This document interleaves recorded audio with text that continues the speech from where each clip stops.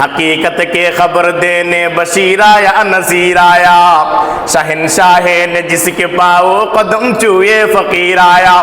मुबारक हो ज़माने को कि खत्मुल मुरसली आया, सहाबे रहम बनकर रहमतुल लिल आलमी आया। পরে মানুষ শাখার পড়ে সুবহানাল্লাহ পড়বা কিছুক্ষণ সময়, তাকবীর পড়বা কিছুক্ষণ সময়, আস্তাগফিরুল্লাহ পড়বা কিছুক্ষণ সময়।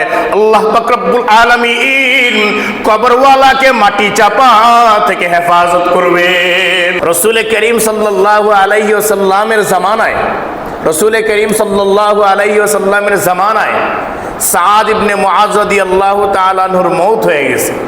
সাহাবা একরাম গোসল টোসল দিয়া এরপরে এই সাহাবিকে যখন কবরে রাখছে, মাটিও দিয়ে ফেলছে, এরপরে সাহাবা একরাম চলে আসবেন, এমত অবস্থায় রাসূল করিম সাল্লাল্লাহু আলাইহি ওয়াসাল্লাম আবার সাহাবা একরামকে ডাকছেন, এই তোমরা যাও না, আবার আসো কবরের সামনে। সাহাবা একরামকে কবরের সামনে আবার দাঁড়া করাইয়া রাসূল করিম সাল্লাল্লাহু আলাইহি ওয়াসাল্লাম বলতেছেন, ফাসাব্বিহু, তোমরা একটু কবরের সামনে দাঁড়ায়া সুবহানাল্লাহ পড়ো। হাদিস বর্ণনাকারী ওয়ালা সাহাবী বলতেছেন, ফাসাব্বাহনা জামানান তাওয়িলা, লম্বা একটা সময় কবরের সামনে দাঁড়ায় আমরা এই সুবহানাল্লাহ পড়লাম। কি পড়লাম? সুবহানাল্লাহ পড়লাম। এরপরে দীর্ঘ সময় পড়ার পর রাসূল করিম সাল্লাল্লাহু আলাইহি ওয়াসাল্লাম বলতেছেন যে ফাহাল্লিলু, তোমরা কিছুক্ষণ সময় লা ইলাহা ইল্লাল্লাহ লা ইলাহা ইল্লাল্লাহ এটা পড়ো। হাদিস বর্ণনাকারী ওয়ালা সাহাবী বলতেছেন, ফাহাল্লালনা জামানান তাওয়িলা, লম্বা একটা সময় আমরা দাঁড়ায় কবরের সামনে লা ইলাহা ইল্লাল্লাহ লা ইলাহা ইল্লাল্লাহ পড়তে লাগলাম। দীর্ঘ সময় পড়ার পর রাসূল করিম সাল্লাল্লাহু আলাইহি ওয়াসাল্লাম বলতেছেন, ফাকাব্বিরু, তোমরা কিছুক্ষণ সময় আল্লাহু আকবার এটা পড়ো। হাদিস বর্ণনাকারী ওয়ালা সাহাবা বলতেছেন, ফাকাব্বারনা জামানান তাওয়িলা, আমরা লম্বা একটা সময় কবরের সামনে দাঁড়ায়া আল্লাহু আকবার আল্লাহু আকবার আল্লাহু আকবার বললাম। এরপর রাসূল করিম সাল্লাল্লাহু আলাইহি ওয়াসাল্লাম আমাদেরকে বলতেছেন, আলা ফারজিউ, এখন তোমরা যাইতে পারো।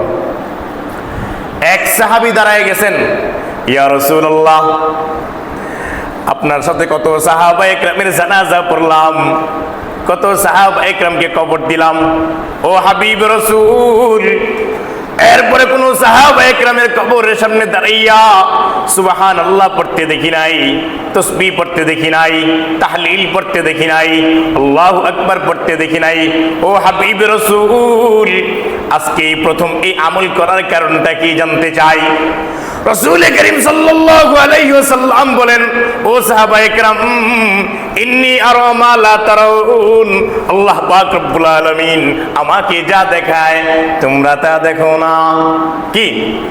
নবী করিম সাল্লাল্লাহু আলাইহি ওয়াসাল্লাম বলতেছেন, আল্লাহ পাক রব্বুল আলামিন আমাকে যা দেখায় তোমরা তা দেখো না।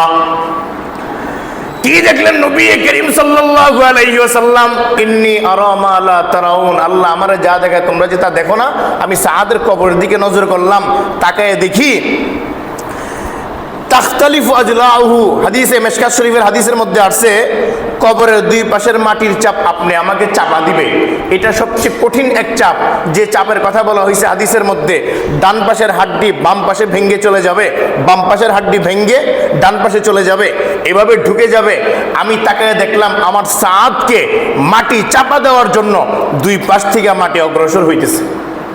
এই চিত্র যখন নবীজি দেখলেন, আল্লাহ পাক রব্বুল আলামিন নবীকে যখন এই চিত্র দেখাইলেন, সাথে সাথে সাহাবা একরামদেরকে ডাকলেন, এই তোমরা যাও না, আসো আসো কবরের সামনে দাঁড়াও, কিছুক্ষণ সময় সুবহানাল্লাহ পড়ো, কিছুক্ষণ সময় আস্তাগফিরুল্লাহ পড়ো, কিছুক্ষণ সময় লা ইলাহা ইল্লাল্লাহ পড়ো, কিছুক্ষণ সময় তাকবীর পড়ো।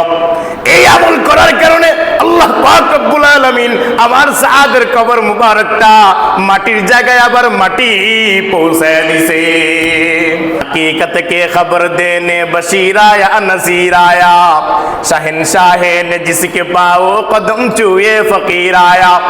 मुबारक हो ज़माने को कि खत्मुल मुरसली आया, साहबे रहम बनकर रहमतुल लिल आलमी आया।